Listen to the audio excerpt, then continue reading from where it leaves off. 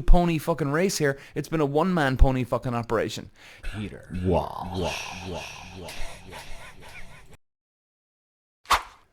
Alright, ladies and gents, welcome back to the show. So, my god, ladies and gents, Abu Dhabi, the Formula 1. The season's over. Can someone tell me where the fuck this year went? How fucking fast has this year been, guys? I can't believe it. I've even covered every single round of the Formula 1 this year, all 23, which I'm just like, what? Like, really? Was it that fucking many? I can't believe it, guys. And as you know, guys, I've covered the preview, the run-up to the race, the reaction of the race, the highlights. This is 46 fucking ones, including other podcasts on other Formula 1 stuff. It's unbelievable. I can't get over it, guys, how fast this year's gone. And, I mean, before we get into the race, guys, what a fucking year it's been, don't we think?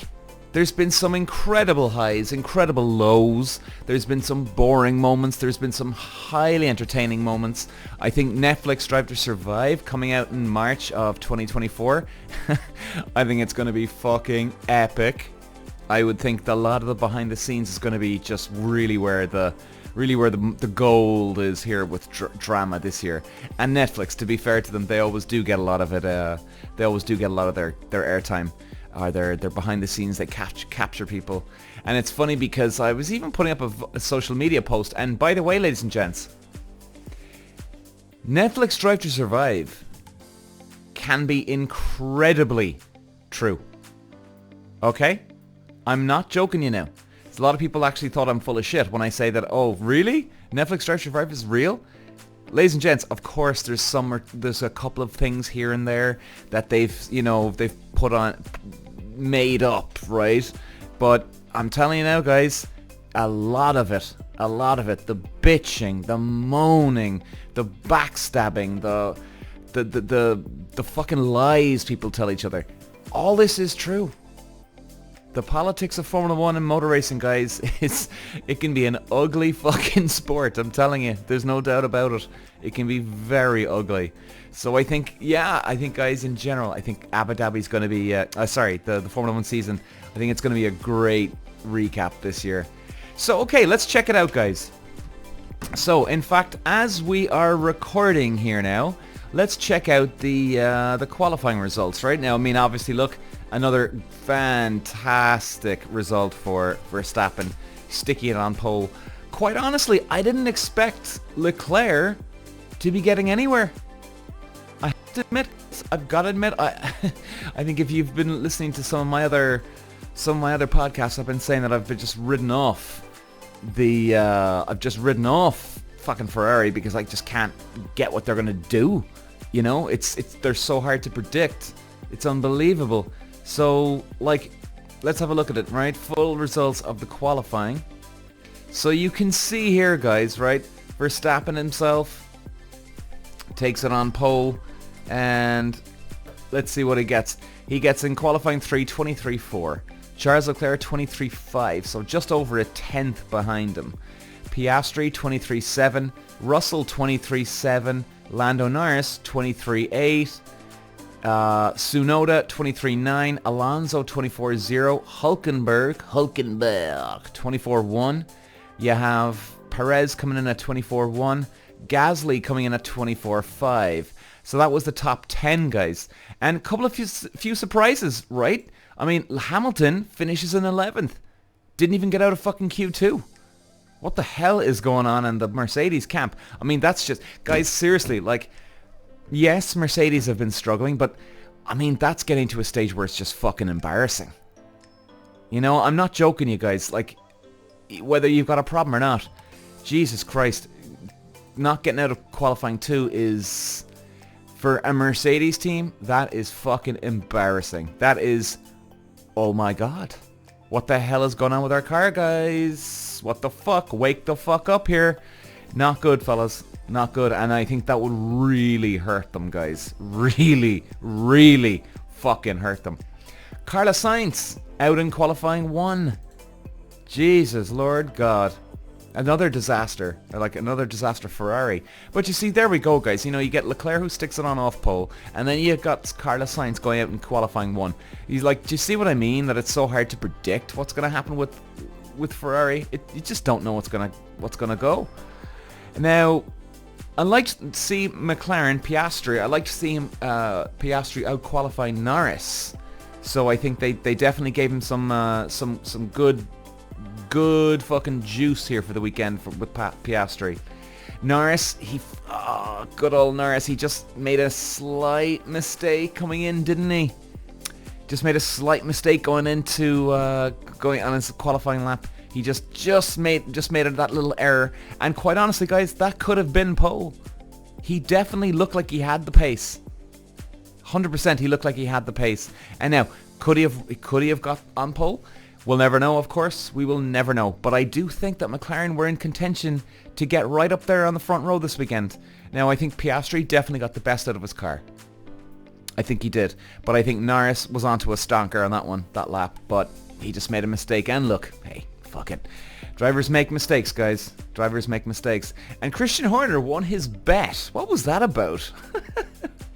Christian Horner makes a bet, I think, about what? About Verstappen taking pole, and he won. But anyway, he won the bet, whatever that was about. I'd like to hear what happened more about in that detail. What kind of fucking bets are going on in the background? Holy Jesus. Mad. So okay, guys, so we had Verstappen pole, Leclerc off pole, rounding up the front two, Piastri in third. Now, I was quite surprised. Let's go into the race now, guys. I was quite surprised with McLaren this weekend. If any of you have listened to my preview of Abu Dhabi, I had Verstappen for the win, Perez in second, followed by Alonso in third. Now, Alonso, I was nowhere near a prediction with Alonso. He finished in... let's just double check it again. Alonso finished in 7th. So wasn't a good weekend out for him. Piastri went backwards. I mean, look, guys, here we go. We've got the race results here. Verstappen takes the win, 17 seconds ahead of Leclerc. George Russell coming in 3rd. Perez coming in 4th. Now, many of you know, guys, if you were watching there, Leclerc slowed down deliberately to let Perez through into 2nd because he didn't have enough of a gap. Perez got a 5-second penalty, and he didn't have enough of a 5-second gap between himself and Russell, who was in 3rd at the time. So that's why he finished slept down to 4th. And Norris in 5th, Piastri 6th, Alonso 7th, Tsunoda 8th, which he got driver of the day, Tsunoda. I don't really know why he got driver of the day, I'll be honest. He made some couple of good moves, yeah, but wasn't that fucking good. Hamilton in 9th, Stroll in 10th. So, I was surprised to see McLaren do so well in qualifying with Piastri in 3rd, but I was also surprised to see how far back they went then in the race. I mean, Jesus, I certainly didn't predict McLaren to be up there for this weekend, but then they were in qualifying. Then I was thinking, oh, Jesus, okay, well, here we go, guys. McLaren are going to be a contender for this weekend. To win the race? No, but to definitely be right up there in the top 3, that's for sure. And then they just went behind.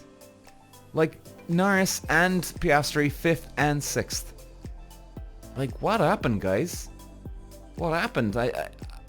I hope we find out more. And by the way, guys, as many of you know, I've spoken already about this.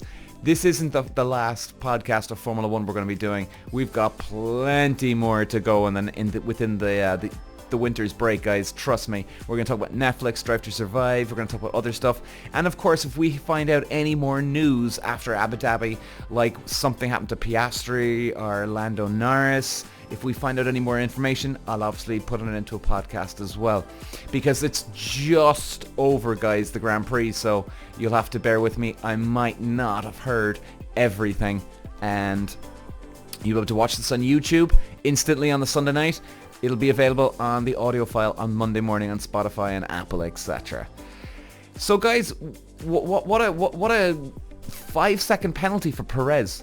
Did anybody see it? He went into the hairpin, he slowed down, he overtook, and he just, like, he just didn't fucking slow the car down, or it was like he didn't turn enough, and he hit into who hit him again? Was it Hamilton?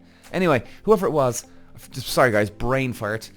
But like, what was that about? What the fuck happened there? He just didn't turn in. I found that very, very strange, guys. Very fucking strange. Why didn't he turn in enough? Like, it was a tight enough corner as it is anyway, so why didn't he turn in? He should have turned in, because he actually kind of overshot the corner a little bit, and then he bumped into the driver, and bang, gets a 5-second penalty. That was so weird, man. Maybe he just had a brain fart. Maybe he did. Weird, guys. Very weird. And it was, do you know what, guys, what I did like about it was the finale, the season finale. Do you know what I liked about it? The fact that the teams didn't give up. You know, like, yes, they want to get the pit lane garage, the better garage, right? In fact, Brundle even mentioned that today on the TV, that the higher up they finish at the championship, they'll be the pit garage number 1 or pit garage number 2. So there's a lot of money to play for. There's positioning in the pit garages to play for. Sponsors are a lot happier. And, you know, guys, it wouldn't matter to the driver as much as the team, of course, to finish second. It's either everything or nothing. You win the championship or it's fucking nothing. Do you know what I mean? So it's everything or nothing for the driver, but it is a lot, and it does matter a lot to the teams itself. Sponsors are happier, better pit lane garages, you've got more sponsorship revenue coming in. Everything's just better. You tick all the boxes when you get higher up in the championship. So it was great, but Mercedes got there. Mercedes got there, guys. In fact, let's check the points here with the Constructors' Championship. Red Bull on 860. Fuck me pink. Mercedes, guys, on 409. Ferrari on 406. So yeah, it obviously did come down to Mercedes and Ferrari competing there, but I mean, Red Bull just having double the fucking points. Like, more than double, guys. More than double. And like, I wouldn't mind, but Perez hasn't had a fucking great year. You know? He hasn't had a fucking great year at all, so it hasn't been like a two pony fucking race here. It's been a one-man pony fucking operation. Yes, Perez is finishing the top 3 here and there and everywhere, and he's got a couple of wins, but Jesus, to have double the points? It's incredible. Honestly, it's incredible. 19 wins for Verstappen this year. What a dominance. What a dominant fucking race, guys, and a year. I mean, where do they go from here, you know? Like, the best they can do is have 20 wins next year, or 21 wins, which is even almost, I mean, guys, it's almost impossible to get these kind of results in Formula 1 or any motor racing. It's almost impossible. And they did it. They fucking did it. So it's going to be very hard to beat, guys. Extremely tough to beat next year. And I mean, even their standards in their head is going to be through the roof now. They're going to be, right, well, they're going to be expecting to do it. Do you know what I mean? Which, hey, that's exactly what you want from a team, right? It's everything or nothing. Winning or nothing. It's as simple as that. So, guys, do you know, we saw Verstappen take the win. Great result for him today. Verstappen takes the win. Let's bring it back up again here now, guys. And let's see the latest results. Here we go. Abu Dhabi. Come on, where is it? And so Verstappen, you can takes the win. Leclerc second, Russell in third. So at least Russell got a podium at the end of it. You know, I think the guy was deserving a bit of a podium at this stage, wasn't he? Really, he was definitely deserving a podium. He's done some good work this year. I'll give him that. Except for his bitching and moaning at oh god, what round was it again? Jesus.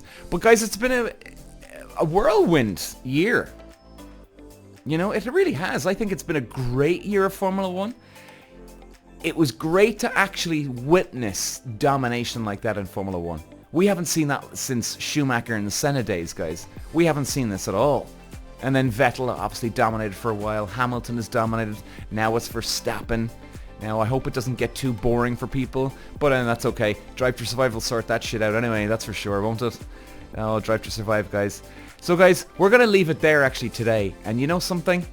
We're going to be back. I can't believe the season's gone so quick. I love all of you guys for listening, and I want to thank you all for listening from the bottom of my heart, genuinely. I've loved every moment of the racing this year. And I'll be back again next year. Trust me, for 2024, I'll do the exact same thing again. But this ain't over yet, guys. Because, as I said to you in the podcast already, the season's over. But we're going to continue with Formula 1 and motor racing. We're going to talk about Drive to Survive coming up. I'm going to go through every season of Drive to Survive, guys. And I'm going to call out the bullshit scenes versus the truth, and I'm going to compare, give you some of my racing experience days, and at least because I want people to get the real deal of Drive to Survive. You know, I want you to know what it's like for us drivers. So hopefully I can do a good job of that. And we're going to just talk about general motor racing in general anyway over the winter testing, and we'll see how the cars go.